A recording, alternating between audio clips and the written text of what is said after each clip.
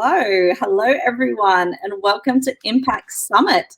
This is a very special session today. We have Richard Walker, who's the Managing Director of Iceland Foods. So today's topic is how businesses can help safeguard our future on Earth, which is quite a big topic given we have about 20 to 30 minutes to talk about it. But we're very excited to have Richard here today. Just a reminder to the audience, you can use the chat function to send any questions you like, and also just general discussion. We will do questions towards the end of the session. Also, you can book meetings, you can go visit the virtual booths. I encourage you to do that all after this session because we do want you to stick around. It's going to be quite special. If you use Twitter, please use the tag #ImpactSummit21. And today, as I mentioned, we'll hear from Richard Walker. Just a little bit about Richard for those that don't know. Richard was born in Chester and studied geography at Durham University in 2001. And before traveling extensively across Russia, China, Southeast Asia, and South America, he began a successful property development career in the UK and Europe, founding Bywater Properties, of which he still remains the chairman today. So growing up, actually, fun fact, Richard never actually wanted to work in the family business. He actually didn't really attempt to follow in his father's footsteps, so to speak, and his father being Malcolm Walker, who founded Iceland Foods in 1970. But in 2012, he returned to Iceland Foods, spending a year training in store to truly understand the business. So then he took the role in head office in Deeside in Wales, and take on the responsibility of the group's entire sustainability initiatives in 2017, before becoming the managing director of Iceland Foods in 2018. So Richard is truly at the forefront of the sustainable business conversation, and he's been a World Economic Forum Young Global Leader. He's also a member of Defra, which is the Council for Sustainable Business, a sustainable business ambassador for the HRH, the Prince of Wales, and a trustee of several leading environmental charities. So we're very excited to have him today. He's also the panelist of BBC's Question Time, so you may have seen him on telly, and star of Channel 5's recent TV series, Inside Iceland. And now, before you ask, Iceland Foods has nothing to do with Iceland, the country, for those that are tuning in from America and whatnot.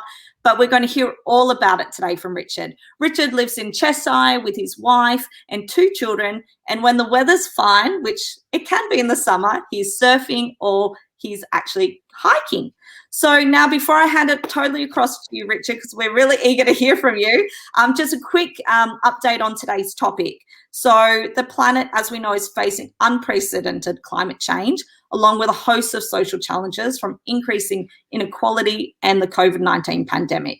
So Richard, being the Managing Director of Iceland Foods and the author of a book called The Greengrocer, will today share his beliefs on what businesses of all sizes, from large corporations to kitchen table startups to sole traders, have an important role to play in democratizing environmentalism. So he will share his lessons he's learned at working on the boardroom of a $4 billion family business. That's right, folks, $4 billion. You heard it right. Focusing on the need to empower everyone to make a difference on issues like deforestation, plastic pollution, and really sharing his enlightened approach to business leadership. So thank you, Richard, for joining us today, and I'll hand it over to you. Thanks very much, and hi everyone. It's a great pleasure and privilege to be speaking to you all today. You've heard quite a bit about me, and I just want to firstly kind of summarize the last 12 months, if you like, because those last months of COVID have taught us all to expect the unexpected. My own career as a grocer, a boardroom activist, and now indeed an author is absolutely in tune with that being totally unexpected as well. As you've heard, my dad co-founded the company Iceland in 1970 by borrowing 30 quid from his mum to pay for the first month's rent in a tiny shop in Oswestry that sold loose scoop frozen food from over a counter. And once my own mum had thought of the name Iceland, they were away. But the idea of working for it never appealed to me, as you heard, because why on earth would anyone want to put themselves up for daily comparison with a legendary entrepreneur like my dad? So I very consciously set myself on a completely different career path. I studied geography, qualified as a chartered surveyor, and then set up my own property businesses, Bywater Properties, firstly in Poland and then in the UK. But a change of direction in my early 30s was inspired by three developments: a buyout, which restored Iceland to full family control; my dear mum, who was diagnosed with early onset Alzheimer's disease, and that made me very conscious that my own time might be limited; and then finally, my increasing serious personal concerns about the global environment being coupled with an awareness of Iceland's proven ability to make real change through disruptive action. And my dad's coining of the term Frankenstein food and leading the drive against genetically modified food in the UK in the late 1990s were absolutely at the front of my mind here, along with Iceland's pioneering use of green freeze technology to combat a hole in the ozone layer. Next slide, please. So despite paternal discouragement, actually, I did join the family firm as a shelf stacker in 2012, and I worked my way up to being store manager before then going on to join the head office team and ultimately becoming joint MD in 2018, which included oversight of all of our sustainability initiatives. Next slide. And as you can see, it says doing it right. And that's a phrase that my dad originally adopted back in the 1970s to describe Iceland's philosophy of always trying to do our best for its people, its customers, for our communities, and of course, for the wider environment. Next slide. And we're embedded in 1,000 communities across the UK, including many with the highest levels of deprivation. Our frontline colleagues are drawn from these localities. Most live within walking distance of their store. And that gives us a real understanding of the needs and the priorities of the people in these communities, both those who are able to work and those who rely on benefits to support their families. And it's easy to assume that someone struggling to feed their kids on perhaps 25 quid a week can't afford to care about plastics in the ocean or orangutans or a warming global climate. But that's also lazy and wrong. Ordinary people do care about these things, but they just can't afford to pay Waitrose prices to show it. And it's my core belief that we'll never meet the challenges posted by climate change and environmental degradation if they remain the concerns of the chattering and comfortably off middle classes. What we need to do is democratize environmentalism by making it relevant and relatable to everyone. Environmentalism that is about jobs and opportunity rather than cost and compromise. Doing it right for me means finding a balance between three priorities. Firstly, helping in the fight to reverse climate change, promoting social justice, and also generating a profit. Because in the long run, sustainability has to mean protecting the jobs of my 30,000 colleagues and permitting the business to survive and prosper so that we can keep on doing it right in the future. Next slide. And over the last 3 years, we've captured a lot of headlines with world-leading initiatives designed to combat deforestation, ocean plastic pollution, and climate change, including a 2018 pledge to remove palm oil from our own label foods and to eliminate plastic packaging from our own label products by the end of 2023, pledging to cut food waste in half by 2030. Last year, becoming the first UK supermarket to divulge our complete plastic footprint with 100% transparency, whilst joining with leading campaigners to press the government to make such mandatory reporting. And this year, only a couple of months ago, becoming the first food retailer in the world to sign the Climate Pledge, which commits to achieving net zero carbon by 2040, which is Paris 10 years early. And I've learned a lot of lessons along the way, not least that there will always be people determined to put the most negative interpretation on everything you do and to rejoice in your failures. And you can be absolutely sure that there will be many of those in any initiative that aims to push against conventional boundaries.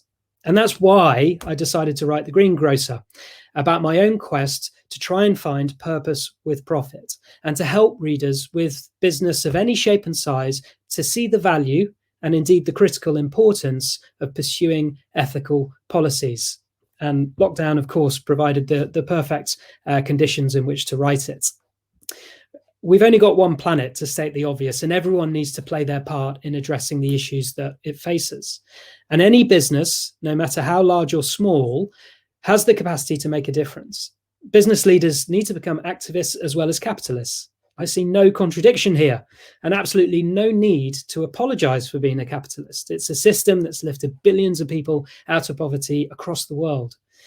But business needs to take account of the interests of all their stakeholders, not just shareholders.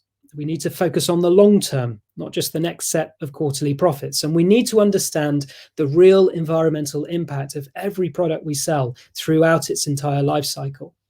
We must encourage customers to make the right choices for the environment without preaching at them. Tell people without telling them off. We should be transparent about what we're doing and what we aim to achieve, and be prepared to admit it when things go wrong, rather than waiting for the inevitable media gotcha moment. And talking of the media, it's also worth pointing out how they contribute to the very opposite to greenwash.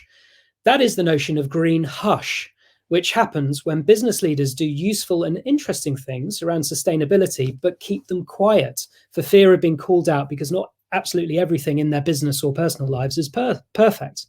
And green hush is insidious because it stops some businesses from telling a truthful story about the hard choices, the risks, the trade-offs needed to make real progress. We shouldn't be afraid either to share what we learn with our employees, our customers, our investors, and even our competitors, because some issues are too important to be kept under wraps and can be solved much quicker through collaboration. We also need to recognize that doing all of this really is enlightened self-interest, just like how carbon or food waste reductions actually cut costs as well. Research show that genuine ethics are of growing importance to our workforce and customer. And this is one trend that is definitely set to continue. People paying lip service to standards and trying to fool the public through greenwashing will not only no longer work, but it's reputationally self-destructive. The sheer scale of what we need to do and the speed at which we need to do it can easily seem overwhelming. But all of us need to start somewhere. And I truly believe that any business can make genuine progress on sustainability initiatives, regardless of who their customer is, whilst also being realistic about profit margins and obligations to shareholders and employees. Because what's more, we have no other option. Next slide, please. For far too long, we've all been paying lip service to the fact that climate change, nature's diminishment, deforestation, and plastic pollution are huge problems, but not really urgent ones. And now the crisis is right on top of us. And instead of being generations away, it's a legacy for us, our kids, and our grandkids. Think about that. Let's not hide from the facts. We've wasted decades, and the worst effects of climate change will be irreversible within 9 years' time. And more than 27% of all species are at risk of extinction from climate change. In the UK, we've lost half of our wildlife over the last 50 years, including 90 million wild birds. Globally, we're destroying the world's rainforest at an alarming rate. And we've overexploited the world's oceans to such an extent that they're expected to contain more plastic than fish by 2050, with coral reefs set to disappear entirely by 2070. And all of that matters, not just for the intrinsic value of nature, but because it weakens the critical ecosystem on which ultimately our own lives depend. It's not really about saving the planet, which ultimately will be just fine in the long run, but it is very much about saving humanity. So debates around why we need to change were had decades ago. Pretty much everything we know about climate change and its impacts were known 20 years ago. What we need to do is simple: reduce carbon and restore nature. But how we do it, how we take action, that's the tricky bit. It involves hard choices, compromise, and ambiguity. Fortunately, change is possible if business, public services, NGOs, academics, communities, and policymakers all work together. Because business is not the enemy.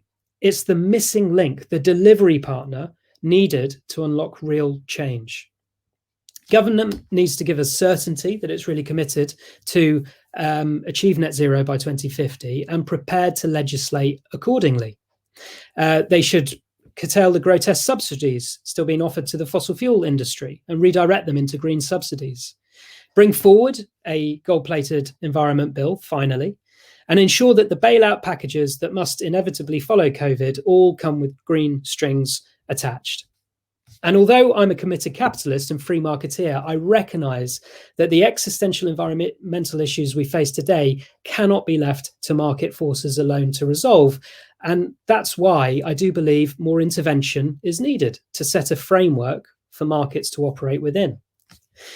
The UK as a whole has done superficially pretty well in cutting its direct carbon emissions, but mainly by offshoring them to the likes of China. Similarly, Iceland Foods can boast a carbon reduction of 74% in our own emissions in the last decade. But we now face a much greater challenge in cutting Scope 3 emissions, which account for by far the largest share, and they comprise all the indirect carbon that our business is responsible for, way up our supply chains. And we're working with the Carbon Trust to map, target, and track our progress on this. But speeding up the momentum of Scope 3 also requires governmental action and diplomatic pressure.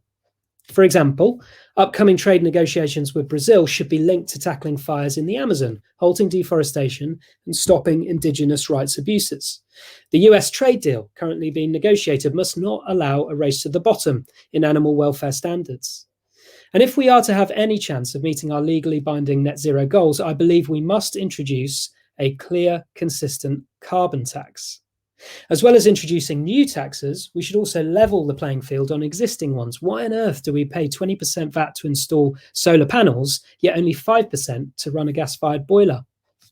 We desperately need to address the inequity of business rates taxation on bricks and mortar shops, which is by far the biggest factor killing off the high street, and free up the planning process to make the reusing and repurposing of buildings much easier, from shops into apartments, for example. The property market generally is such an enormous opportunity. It accounts for 40% of global greenhouse gas emissions. And Bywater Properties, of which I'm still chairman, has just got planning for the biggest carbon neutral commercial building in the UK, constructed from timber rather than steel and concrete, and using recycled furniture in their fit outs, designing the most energy efficient buildings possible. Government should also be attacking the culture of unnecessary flying, focusing on the frequent business traveller rather than the occasional well-earned holiday maker, with an escalating frequent flyer tax. And if airlines and airports are really going to need government support, which they will, then they've got to commit to reducing emissions and developing new technologies, such as hybrid fuel planes and sustainable aviation fuels. In agriculture and fisheries, we've got a great opportunity to redirect farming subsidies into nature-positive land management practices that will promote the recovery of biodiversity while sustaining the livelihoods of our farming communities. And one way we can fulfill this is by ensuring that the green economy we need post-COVID lifts up communities across the country through job creation in smart, low-carbon tech, such as green hydrogen and offshore wind. Next slide, please. The growth of inequality and child food poverty is an absolute stain on this country, and it must be addressed. The government should be looking at the fundamentals here and not just the superficial wins like cutting supermarket food waste and redirecting that surplus to food banks. Because it's a disgrace that in 2021, the UK, a highly developed, wealthy G7 country, has 4.3 million kids living in poverty and more food banks than branches of McDonald's. This is a tragedy, not something to celebrate or leverage to enhance the reputations of corporate donors. Food banks should not exist, full stop. Cheap food is not a welfare policy, yet food prices in the UK haven't changed for a generation. Personally, I'm attracted to the idea of a universal basic income as part of the systemic change that we need to enable people to have agency over the food that they eat. Ultimately, of course, we must all face up to the reckless idiocy of pursuing perpetual growth on a finite planet. Government has got to stop myopically focusing on GDP growth as the key measure of success, while ignoring the cost that's been pushed onto the environment. It would make much more sense to focus on measuring per capita carbon emissions or even gross domestic happiness instead. The good news for the government is that none of this should cost them any votes, because surveys consistently tell us that people want a greener economy and society. Next slide, please. So I better mention COVID-19 because, of course, it was the greatest challenge that any of us have ever faced. And it also taught us many valuable lessons.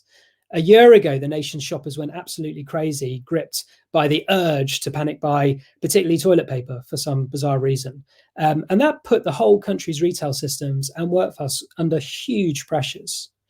And these shortages just underlined how weak and compartmentalized our food system has become, with supermarkets' just-in-time supply chains blown apart by panic buying and growers and food processors unable to redirect products destined for suddenly closed down wholesale channels into retail.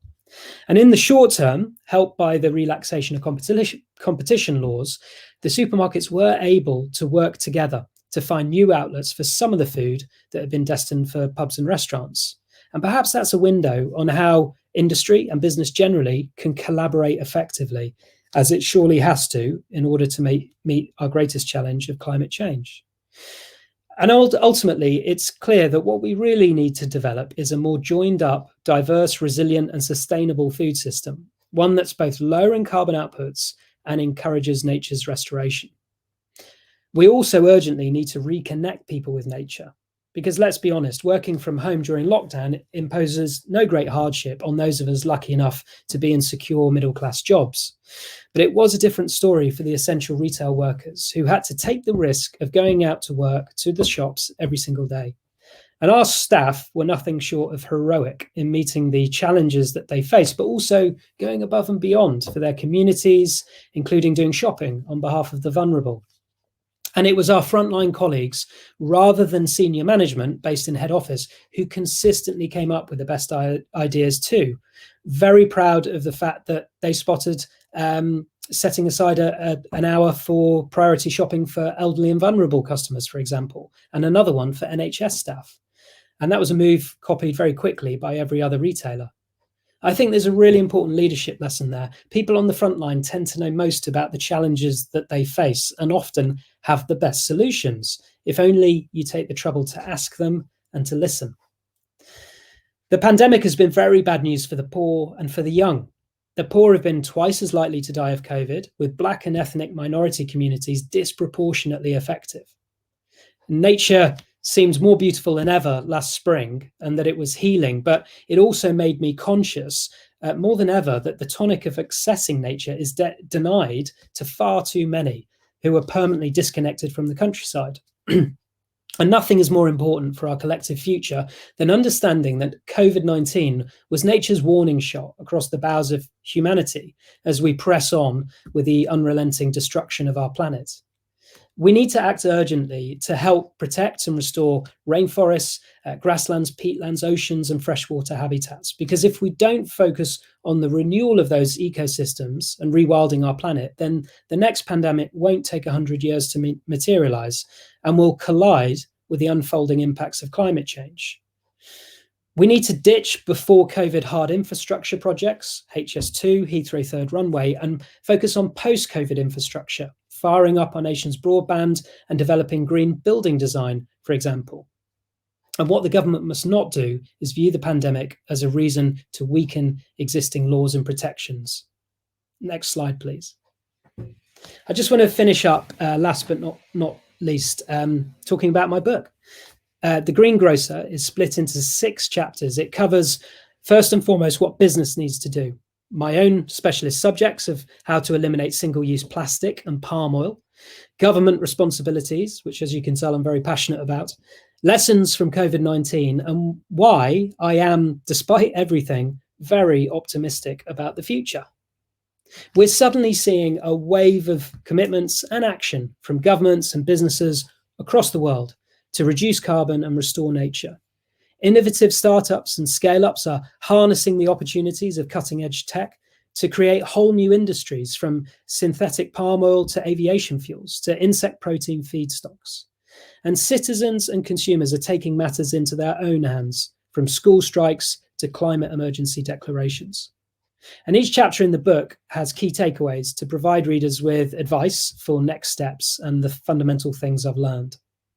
What I've tried to do is set out a business and leadership philosophy based on looking beyond short-term profit and instead setting seemingly impossible goals and focusing on long-term results to bring about real change for the good of business, communities, and the planet. And at the heart of my thinking is the belief that business people need to treat their businesses like a community and act with kindness and empathy towards the vast array of people that their private enterprise affects. And as a tribute to my mum, who was finally beaten by Alzheimer's disease in January, all the proceeds from the book will be donated to the Iceland Foods Foundation, which has donated more than £17 million to dementia research over the last decade. But the foundation isn't just about dementia. It's also very involved in our environmental and social campaigning, such as our Backyard Nature campaign, which encourages kids from the most challenged communities to engage with the nature on their doorstep. It's supporting Surfers Against Sewage, which, as a very keen surfer, I'm chairman of as well, to activate 1 million miles of beach, river and street cleans over the next 3 years, bringing together people as one community for their local environments. And not only that, we've planted 1 million trees in Indonesia, and we're working with the wildlife trusts to restore and protect Welsh peatlands. So there is, in fact, no such thing as a sustainable business, because there isn't an enterprise in existence that puts more back into the natural world than it takes away from it. However, any business, and for that matter, anyone working within a business, can show leadership by seeking to understand their impacts, reduce them where possible, and share what they learn with others. My business, Iceland, is far from perfect, but we are trying to minimize our impacts on the environment and do some good for society along the way as well. I don't think that that's a bad plan for anyone. Thank you very much indeed. That's all I've got to say, and hopefully we've got time for a few questions. Absolutely. Thank you, Richard. That was phenomenal. I learnt so much, and some really hard facts in there as well. More plastic than fish in the ocean by 2050. I mean, wow. So we do have some questions here that have come in.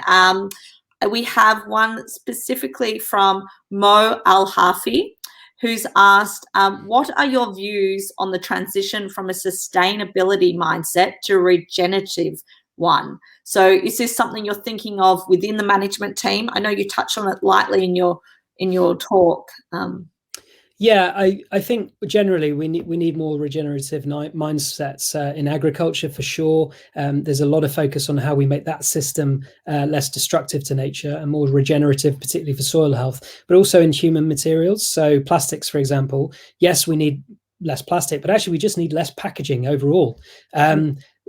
There are now single-use wipes that are not made from plastic, but how about just banning the single-use wipe? We'll survive. And I think generally we need to look at material usage and how we design in better sustainability at the start, because 90% of a product's sustainability credentials are at the design stage. Right. Interesting. Yeah, right. It starts at the beginning, right? Another question we have is from...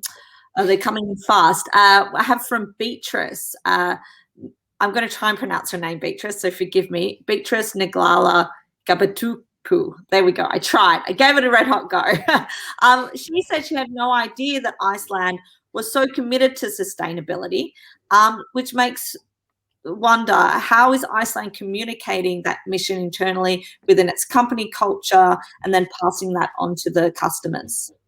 I think we have to have different tone of voices depending on who we're speaking to and why. Internally, we talk about it. Our staff are very proud of what we're trying to achieve, and it's a big reason for why people want to join us, actually. Externally, our customers, as I said, many are struggling to make ends meet. They might have very little to spend, and environmentalism isn't top of their hierarchy of needs. They've got more urgent things to worry about. So I never want to kind of ram sustainability messages down their throat, but I think we can raise awareness and share ideas with them. Great example was our banned orangutan ad in 2019, which was banned from TV because it was deemed to be too political, but has since become the most watched Christmas ad of all time, watched by 90 million people, even though it was banned. And I think that really helped to raise awareness on critical issues like deforestation. In fact, Google searches of the phrase palm oil went up 10,000% after that ad. So I think there are kind of specific tactical things we can do on specific campaigns, but I never want to kind of preach or ram sustainability messages down customers' throats when they just want to get in and out and spend as little as possible. Sure, it's a fine line for sure. Another question from Adam Baystock. He said, green hush is a new term he'd not heard before. This green hush is worse than greenwash due to the added confusion and lack of transparency it adds to consumers. How has Iceland avoided green hush? Yeah, it's a constant battle. You know, there will always be journalists in particular looking to trip you up. I believe in a healthy, challenging media, of course, and I'm glad we have one in this country. We're very lucky. But I do think that it can be insidious when, you know, not everyone's perfect. And I think the main thing is to not be undaunted by it and to keep continuing to stick our heads above the parapet and stand out and be an activist on things that we really care about, and then face into the inevitable kind of, you know, challenges and questions that will come our way.